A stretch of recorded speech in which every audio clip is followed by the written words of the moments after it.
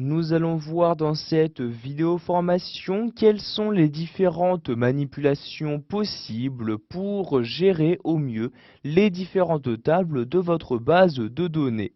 Donc, tout d'abord, vous pouvez consulter les données de votre table en vous rendant donc ici en haut et en cliquant sur les différents onglets que vous souhaitez. Vous pouvez bien évidemment choisir de ne plus afficher un onglet. Pour cela, vous faites un clic droit dessus et dans le menu qui apparaît, vous cliquez ici sur Fermer comme ceci. Vous avez alors automatiquement votre table qui va se masquer et pour la réafficher, vous allez devoir utiliser le volet se trouvant à gauche de votre logiciel.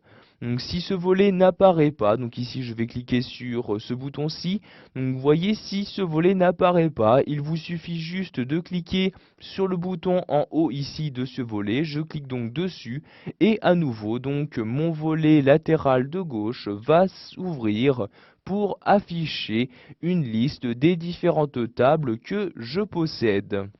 Donc si je souhaite maintenant réouvrir à nouveau donc ici la table commande, je n'ai juste qu'à faire un double clic dessus et donc cette table a maintenant été réouverte dans ma base de données. Vous avez bien évidemment la possibilité d'importer une table provenant d'une autre base de données. Pour cela, vous allez vous rendre en haut et cliquer sur l'onglet Données externes. Ensuite, nous allons ici donc sélectionner les données provenant d'Access. Je clique donc sur Access comme ceci. Vous choisissez dans un premier temps de quel fichier vous souhaitez importer ces tables. Je clique donc pour cela sur Parcourir comme ceci et je vais maintenant sélectionner donc le fichier que je souhaite utiliser. Donc je vais par exemple ici me rendre sur le bureau, donc je clique ici à gauche sur le bureau comme ceci.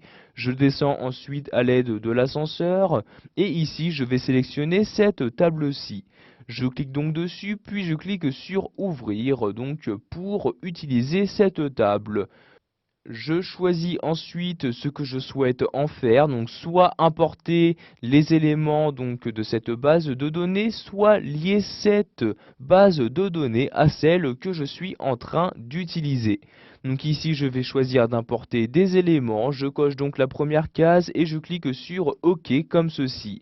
Je vais maintenant sélectionner les éléments à importer, donc pour cela vous n'avez juste qu'à cliquer sur les éléments souhaités.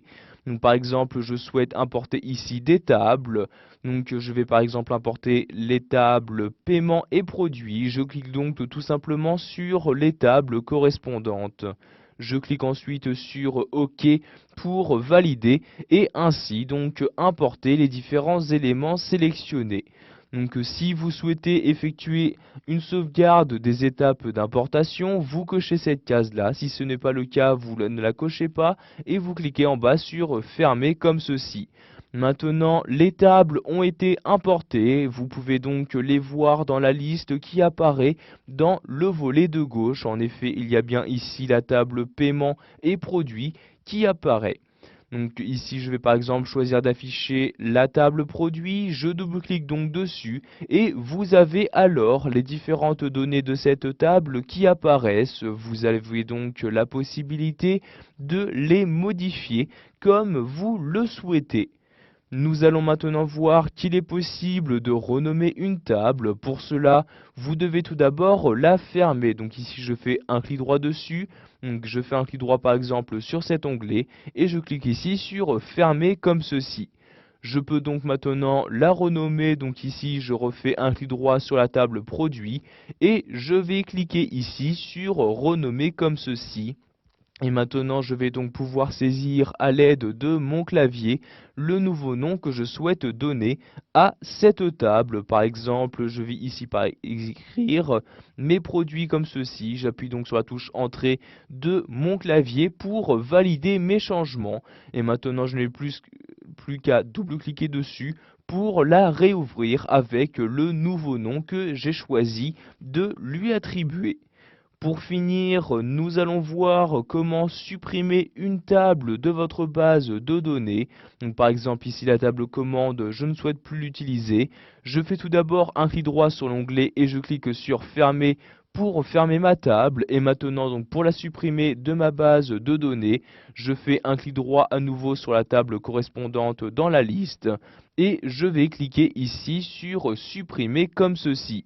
Vous avez alors un message qui apparaît vous disant que vous êtes en train de supprimer ici la table commande et donc cette suppression va en même temps faire disparaître tous les éléments se trouvant à l'intérieur. Si vous souhaitez donc tout de même effectuer la suppression de cette table, vous cliquez ici sur oui comme ceci et la table a maintenant disparu de ma base de données.